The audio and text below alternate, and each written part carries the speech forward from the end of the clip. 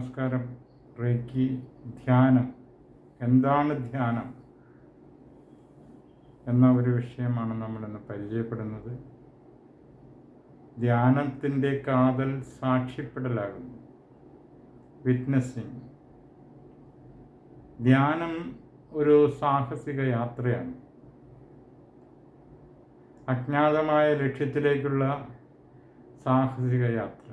മനുഷ്യ മനസ്സിന് സാധ്യമായ ഏറ്റവും വലിയ സാഹസിക യാത്രയാണ് ധ്യാനം. ധ്യാനം വെറും ഉണ്മയാണ്, ഏതെങ്കിലും പ്രവൃത്തിയല്ല, കർമ്മമല്ല, ചിന്തയല്ല, വികാരമല്ല. നിങ്ങൾ നിലനിൽക്കുക മാത്രം ചെയ്യുന്നു. അത് കേവലമായ ആഹ്ലാദവുമാണ്.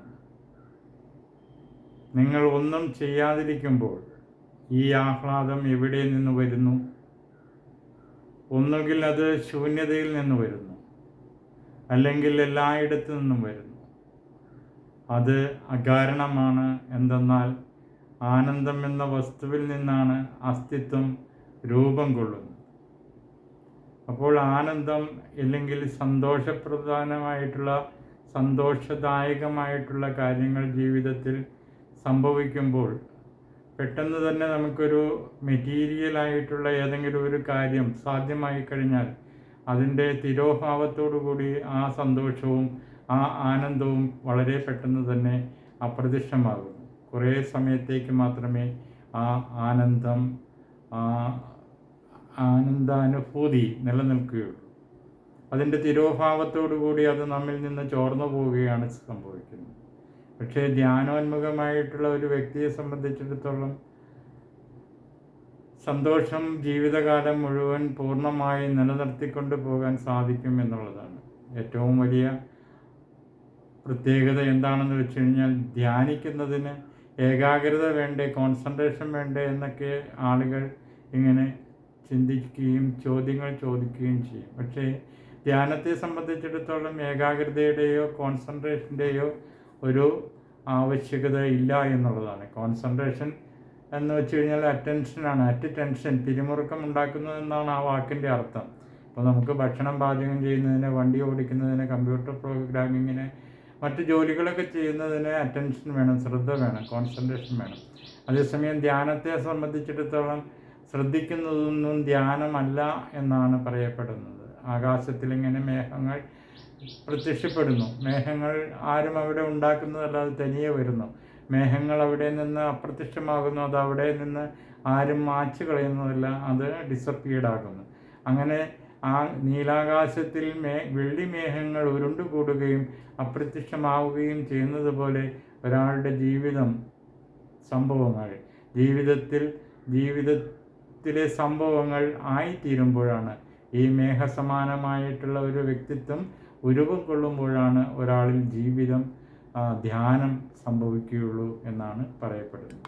അപ്പോൾ ധ്യാനത്തെ സംബന്ധിച്ചിടത്തോളമുള്ള ഒരു രീതിശാസ്ത്രമാണ് നമ്മൾ പറയുന്നത്. റേക്കി ഒരു രീതിശാസ്ത്രമാണ് ധ്യാനത്തിൻ്റെ. അപ്പോൾ റേക്കിയിൽ നിന്നുകൊണ്ട് തന്നെ അനേകം കാര്യങ്ങൾ നമുക്ക് ചെയ്യാൻ സാധിക്കും. എല്ലാ പ്രവൃത്തിയോടൊപ്പം തന്നെ നമുക്ക് റേക്കിയോടൊപ്പം തന്നെ എല്ലാ പ്രവൃത്തികളും ചെയ്ത് ധ്യാനവും കൂടി അതുവഴി സഫലീകരിക്കാൻ സാധിക്കും എന്നുള്ളതാണ് റേക്കി പഠിച്ചാലുള്ള പ്രത്യേകത. അപ്പോൾ ഈ ധ്യാനത്തിന് ഏകാഗ്രതയോ കോൺസെൻട്രേഷൻ്റെയോ ഒന്നും ആവശ്യമില്ല. ഒന്നും ചെയ്യാതിരിക്കുമ്പോൾ ശാരീരികമായോ മാനസികമായോ മറ്റേതെങ്കിലും തലത്തിലോ എല്ലാ പ്രവൃത്തിയും അവസാനിപ്പിച്ച് നിങ്ങൾ വെറുതെ ഉണ്ടായിരിക്കുകയോ നിലനിൽക്കുകയോ ചെയ്യുമ്പോൾ നിങ്ങൾ ധ്യാനനിരതനായി തീരുന്നു. നിങ്ങൾക്കത് ചെയ്യാനാവില്ല, മറ്റ് പ്രവൃത്തികളൊന്നും ചെയ്യാനാവില്ല, പരിശീലിക്കാനാവില്ല. അതുപോലെ ധ്യാനം ചെയ്യാനും പരിശീലിക്കാനും സാധിക്കുന്ന സംഗതിയല്ല, അത് തനിയെ സംഭവിക്കേണ്ടതാണ്. നിങ്ങളതിനെ മനസ്സിലാക്കുക മാത്രം ചെയ്താൽ മതി. ധ്യാനത്തിൻ്റെ രീതിയെ നിങ്ങൾ മനസ്സിലാക്കിയെടുക്കുക എന്നുള്ളതാണ്. അന്യാപേക്ഷയില്ലാതെ വെറും ഉണ്മയാകാൻ നിങ്ങൾക്ക് അവസരം കിട്ടുമ്പോൾ എല്ലാ ചെയ്തികളും അവസാനിപ്പിക്കുക. ആലോചന, ഏകാഗ്രത, വിചിന്തനം, വിമർശനം ഇവയും പ്രവൃത്തികൾ തന്നെയാണ്. ഒരു നിമിഷമെങ്കിലും ഒന്നും ചെയ്യാതെ സ്വന്തം കേന്ദ്രബിന്ദുവിൽ പൂർണ്ണമായ വിശ്രാന്തി നേടാനാവുമെങ്കിൽ, പൂർണ്ണമായ വിശ്രാന്തി നേടാൻ നിങ്ങൾക്ക് സാധിക്കുമെങ്കിൽ അതാണ് ധ്യാനം. അതിൻ്റെ രീതി പിടികിട്ടിക്കഴിഞ്ഞാൽ നിങ്ങൾക്ക് ആവശ്യമുള്ളിടത്തോളം സമയം ആ അവസ്ഥയിൽ ഇരിക്കാൻ നിങ്ങൾക്ക് സാധിക്കും. ഒടുവിൽ ദിവസവും 24 മണിക്കൂർ നേരവും നിങ്ങൾക്ക് ആ അവസ്ഥയിലാകാൻ കഴിയും. അപ്പോൾ നിങ്ങൾക്ക് ആകാശത്തിലൂടെ പക്ഷികളെ പോലെ പറക്കാൻ സാധിക്കില്ല. ജലത്തിലെ കടലിലെ മത്സ്യങ്ങൾ നീന്തുന്നത് പോലെ നിങ്ങൾക്ക് നീന്താൻ സാധിക്കില്ല. ഇതിനൊന്നും സാധിക്കില്ലെങ്കിലും നിങ്ങളുടെ ഉള്ളിൽ തന്നെ ഒരു പ്രപഞ്ചത്തെ സൃഷ്ടിക്കുകയും ആ പ്രപഞ്ചത്തിൽ ഇങ്ങനെ ഒരു മഹാകാശം നിർമ്മിക്കപ്പെടുകയും അതിലൂടെ അനേകം പക്ഷികൾ ഇങ്ങനെ പറന്നു പോവുകയും അതിൽ തന്നെ ഒരു കടലിൻ്റെ അഗാധ നീലിമ നിങ്ങൾ വിഭാവന ചെയ്യുകയും അതിലൂടെ അനേകം സ്വർണ്ണവർണ്ണ മത്സ്യങ്ങൾ നീന്തി തുടിക്കുന്നത് നിങ്ങൾക്ക് സങ്കല്പിക്കാനാവുകയും ചെയ്യുമെങ്കിൽ നിങ്ങൾ തീർച്ചയായിട്ടും ഒരു ധ്യാന ഗുരുവായിത്തീരും എന്നുള്ളതാണ്. അപ്പോൾ സങ്കല്പത്തിൻ്റെ ആ ഒരു ഭാവുകത്വത്തിൻ്റെ വിശാലതയിൽ നിന്നാണ് ധ്യാനം ഒരാളിൽ സംജാതമാകുന്നത്. അപ്പോൾ ഒരിക്കൽ നിങ്ങളുടെ സത്തയ്ക്ക് ചാഞ്ചല്യമില്ലാതായിരിക്കുന്ന അവസ്ഥയിൽ അത് അങ്ങനെ നിങ്ങൾക്ക് ബോധ്യപ്പെട്ട് കഴിഞ്ഞാൽ സത്തയ്ക്ക് ഇളക്കം തട്ടാതെ അതിനെ സൂക്ഷിച്ചുകൊണ്ട് പതുക്കെ കാര്യങ്ങൾ നിങ്ങൾക്ക് ചെയ്തു തുടങ്ങാം. അപ്പോൾ ധ്യാനത്തോടൊപ്പം തന്നെ റെയ്ക്കിയോടൊപ്പം തന്നെ നിങ്ങൾക്ക് പ്രവൃത്തിയും ചെയ്തു തുടങ്ങാം എന്നുള്ളതാണ്. അങ്ങനെ അത് രണ്ടാമത്തെ ഘട്ടമാണ്, ധ്യാനത്തിൻ്റെ രണ്ടാം ഘട്ടമാണ്. അങ്ങനെ ആദ്യം വെറുതെ ആയിരിക്കാൻ പഠിക്കുകയും പിന്നെ ചെറിയ ചെറിയ കാര്യങ്ങൾ അതോടൊപ്പം തന്നെ ചെയ്യുക. അതായത് നിലം വൃത്തിയാക്കുക, കുളി, ഇല്ലെങ്കിൽ നമ്മളുടെ ശരീരം വൃത്തിയാക്കുക, അതേസമയം വ്യക്തമായ ആത്മബോധം ഉണ്ടായിരിക്കുക. അതിനുശേഷം സങ്കീർണമായ കാര്യങ്ങൾ ചെയ്യാൻ തുടങ്ങുകയും ചെയ്യുക. ഉദാഹരണമായി ഞാൻ നിങ്ങളോട് സംസാരിച്ചു കൊണ്ടിരിക്കുമ്പോൾ തന്നെ ഞാൻ റെയ്ക്കിയിൽ അധിഷ്ഠിതമായിട്ടുള്ള ഒരു ചാനലൈസേഷൻ പ്രക്രിയയിലൂടെ തന്നെ എൻ്റെ സത്തയ്ക്ക് ഇളക്കം തട്ടാതെ തന്നെയാണ് ഞാൻ നിങ്ങളോട് ഇങ്ങനെ സംസാരിച്ചു കൊണ്ടിരിക്കുന്നത്. ഞാൻ ഈ സമയത്ത് തന്നെ അനേകം കാര്യങ്ങൾ എന്നിലേക്ക് വന്നു ചേരുന്നുണ്ട്, എൻ്റെ ഓർമ്മയിലെ സ്മൃതിയിൽ ഉണരുന്നുണ്ട്. ഒരേ സമയം തന്നെ ഞാൻ ഒരു പ്രവൃത്തി ചെയ്യുകയും വേറൊരു കാര്യം ആലോചിക്കുകയും വേറൊരു സ്ഥലത്തേക്ക് നോട്ടം പായിക്കുകയും മറ്റൊരാൾ എന്താണ് ചെയ്യുന്നതെന്ന് ശ്രദ്ധിക്കുകയും ചെയ്യുന്ന ചതുരുപായത്തിലാണ് ധ്യാനത്തിൻ്റെ ഏറ്റവും പ്രധാനപ്പെട്ട ആ സാന്നിധ്യം കുടികൊള്ളുന്നത്. അപ്പോൾ ധ്യാനം പ്രവൃത്തിക്കെതിരില്ല എന്ന് സിദ്ധിക്കുന്നു.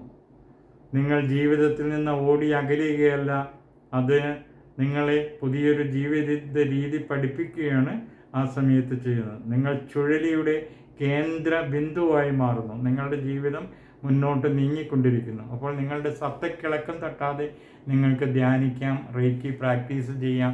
ആ സമയത്താണ് നിങ്ങളിലെ ഏറ്റവും പവർഫുള്ളായിട്ട് നിങ്ങൾക്ക് ഒരു ചാലകവേദി തുറക്കപ്പെടുന്നത്. അങ്ങനെ നിങ്ങൾ ഒരു ധ്യാനത്തിനായി നിങ്ങൾ ഏറ്റവും സ്വച്ഛന്തമായ ഒരു സ്ഥലം തിരഞ്ഞെടുക്കുകയും അവിടെ ഇരുന്നു കൊണ്ട് നിങ്ങൾ നിരീക്ഷണം മാത്രം ചെയ്തുകൊണ്ടിരിക്കുക എന്നുള്ളതാണ്. അതായത് ഒരു മലയുടെ മുകളിൽ നിന്ന് പ്രകൃതിയുടെ എല്ലാ സംഭവങ്ങളിലേക്കും നിങ്ങളുടെ ശ്രദ്ധ കൊണ്ടുവരിക എന്നുള്ളതാണ്. നിങ്ങൾ ഒന്നും പ്രത്യേകിച്ച് അവിടെ ചെയ്യുന്നില്ല, ഒരു നിരീക്ഷകനായിട്ട് നിൽക്കുന്നു. ആ മലയിൽ വളർന്നു വരുന്ന മരങ്ങളെക്കുറിച്ച്, അതിൽ കൂടുകൂട്ടിയിരിക്കുന്ന പക്ഷികളെക്കുറിച്ച്, അതുപോലെ തന്നെ ആ മരത്തിൻ്റെ വഴിയിലൂടെ അരികിലൂടെ കടന്നു പോകുന്ന വഴിത്താരകളിലൂടെ കടന്നു പോകുന്ന ജനപദങ്ങളുടെ ജീവിത രീതികളെക്കുറിച്ച് നിങ്ങൾ നിരീക്ഷിക്കുക. ആ നിരീക്ഷണക്രമമാണ് ഒരുപക്ഷെ നിങ്ങളുടെ മനസ്സിൻ്റെ വ്യാപ്തിയെ വികസിപ്പിക്കുന്നത്, അത് വികാസത്തിലേക്ക് കൊണ്ടുവരുന്നത്. അപ്പോൾ നിങ്ങൾ പ്രവൃത്തിക്കെതിരല്ലാത്ത രീതിയിൽ ധ്യാനത്തെ അഭ്യസിച്ചു കഴിഞ്ഞാൽ തീർച്ചയായിട്ടും നിങ്ങൾക്ക് ജീവിതത്തിൽ വളരെ മാറ്റങ്ങൾ കൊണ്ടുവരാൻ സാധിക്കും. നല്ലൊരു ഹീലറായിട്ട് മാറാൻ നിങ്ങൾക്ക് സാധിക്കും. അപ്പോൾ നിങ്ങൾ കർത്താവല്ല, നിരീക്ഷകനാണ്. ധ്യാനത്തിൻ്റെ എല്ലാ രഹസ്യവും ഇതിലടങ്ങിയിരിക്കുന്നു. അതായത് ഉൾക്കാഴ്ചയുടെ കൂടുതൽ സർഗാത്മകതയോടെ എന്നിട്ട് നിങ്ങൾ മാറി നിൽക്കുന്നു. കുന്നിൻ മുകളിലെ പ്രകൃതി നിരീക്ഷകനെ പോലെ ചുറ്റും നടക്കുന്നതെല്ലാം കാണുക മാത്രം ചെയ്തുകൊണ്ട്. അപ്പോൾ നിങ്ങൾ പ്രവർത്തിക്കെതിരില്ല എന്നുള്ള ഒരവസ്ഥയിൽ നിങ്ങൾ എത്തിച്ചേരും. ആ അവബോധം, ആ നിരീക്ഷണഭാവം അല്പമത്രയും മങ്ങലേൽക്കാതെ അത് അക്ഷതമായി തുടരണം എന്നുള്ളതാണ്. അപ്പോൾ ചികിത്സിക്കുന്ന സന്ദർഭങ്ങളിലും ഇതുപോലെ തന്നെയാണ്. ഒരു രോഗിയെ ചികിത്സിച്ചിട്ട് നിങ്ങൾക്ക് അനേക മണിക്കൂറുകൾ ചിലപ്പോൾ വേണ്ടി വന്നേക്കാം, ചിലപ്പോൾ ഒരു രോഗിയെ ചികിത്സിക്കാൻ. അതേസമയം ആയിരക്കണക്കിന് രോഗികളെ 10-15 മിനിറ്റ് കൊണ്ട് നിങ്ങൾക്ക് ചികിത്സിച്ച് സുഖപ്പെടുത്താൻ സാധിക്കും. നിങ്ങൾ ഈ രീതിയിലുള്ള ധ്യാനം, ട്രാൻസെൻഡൽ മെഡിറ്റേഷൻ എൻ്റെ ഒരു കേപ്പബിലിറ്റിയിലേക്ക് നിങ്ങൾ എത്തിച്ചേർന്ന് കഴിഞ്ഞാൽ ആയിരക്കണക്കിന് രോഗികളെ 10-15 മിനിറ്റ് സമയം കൊണ്ട് നിങ്ങൾക്ക് ചികിത്സിച്ച് സുഖപ്പെടുത്താൻ സാധിക്കും. റേക്കി അതിനുള്ള ഒരു വേ ഓഫ് പാത്താണ്, ഒരു വഴികാട്ടിയാണ്. അപ്പോൾ റേക്കി പഠിക്കുക, ധ്യാനം പരിശീലിക്കുക, അതിനെ കൂടുതൽ പരിശീലനത്തിനും താല്പര്യമുള്ളവർ ഏതെങ്കിലും റേക്കി മാസ്റ്റേഴ്സിനെ സമീപിക്കുക. Thanks for watch with love ലേറ്റഡ് റേക്കി.